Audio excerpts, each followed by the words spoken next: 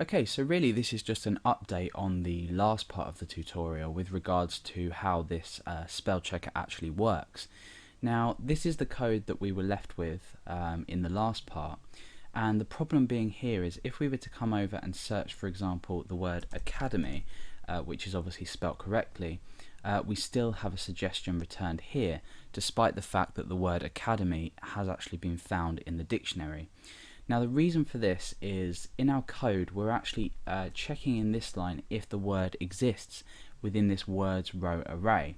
Now obviously MySQL fetch associative array, this function here, will actually return an associative array of the results. However, the problem here is that we're actually looping through each result, and that will grab each result by its ID, or its key rather.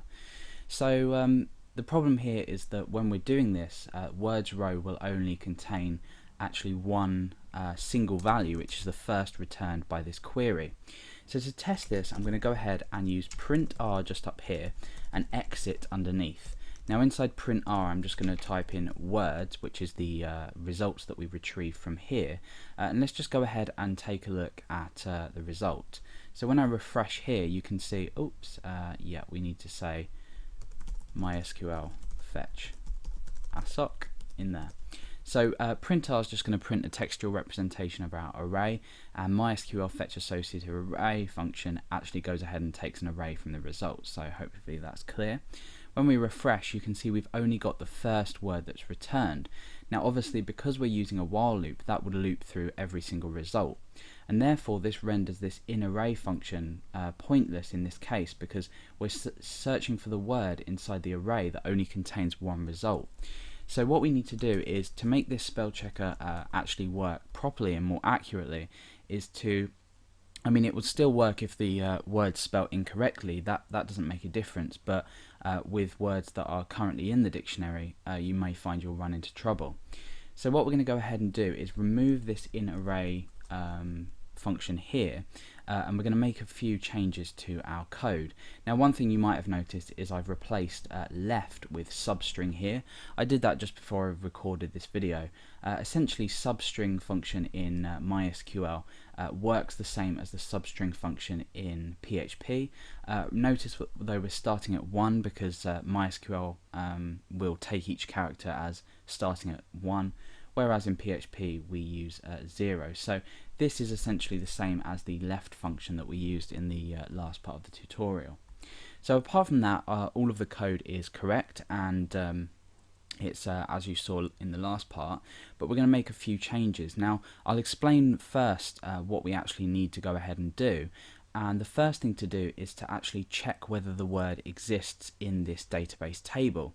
By checking if the word exists, we can run this while loop or not, and obviously if we don't run the while loop, the output will be empty and therefore will return false. So what I'm going to do just up here is I'm going to say words, let's say words count, word exists, and I'm going to create a new MySQL query, and this is going to return the count of the word that we specified just up here. So let's go ahead and use the MySQL query function, and inside we want to go ahead and select the count, so we're using the MySQL count function, and we want to count the word from English, which remember is the database table name, and we want to say where word equals, and in here we want to check for the word. So basically this is either going to return 1 or 0. If the word is found, for example if we were to type academy, that word does exist in the database table, and therefore this would return 1 because of the count function, that will return 1. If the word isn't found, that will return 0. So we can either in this case return a 1 or a 0. Now if you were to have, say, academy twice in the database table, count will return 2. But in this case we know that each word is unique and the same word isn't duplicated over and over again, and therefore in this case with regards to our database table content, we'll only return a 1 or a 0. Now what we want to go ahead and do is we want to run this while loop if the result is not found. So if we typed in academy and it's found, there's no need to run this while loop to give us suggestions. So what we want to do up here is we want to create an if statement and surround the while loop in that if statement. So we don't want to run this while loop if the word has actually been found in the database table. So all we need to do is we need to use the MySQL result function, and this will return the result from this query up here, this word exists query. So we're going to go ahead and type word exists. We want to take the data from the first row returned, which is going to be the only row returned, and we want to make sure this if this equals 0. So if the result equals 0, i.e. if the word hasn't been found in the dictionary, we can then go ahead and actually loop through the database results and or the query results and actually make suggestions. So now that this is in place, let's go ahead and type in academy once more. Let's just return to the original index page.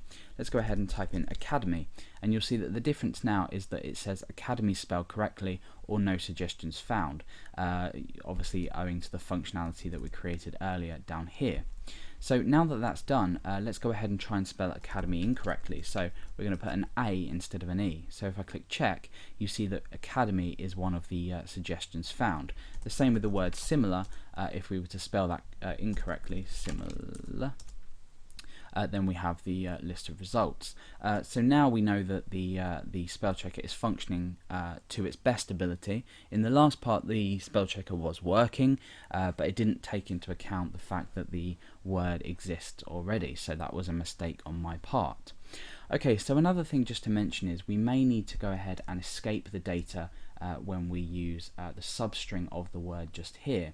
So I'm going to go ahead and I'm just going to say MySQL real escape string and escape that data as well. That's just to ensure that we have as much SQL injection as possible. So aside from that small security update, the main problem here was that we needed to perform an additional query in order to check if that word had been found or not. And if that word hasn't been found, i.e. the result equals 0 from this count function inside MySQL MySQL, then we go ahead and we loop the results and return the suggestions. So that was just a quick update on the functionality of that spell checker, and now hopefully we are all working and good.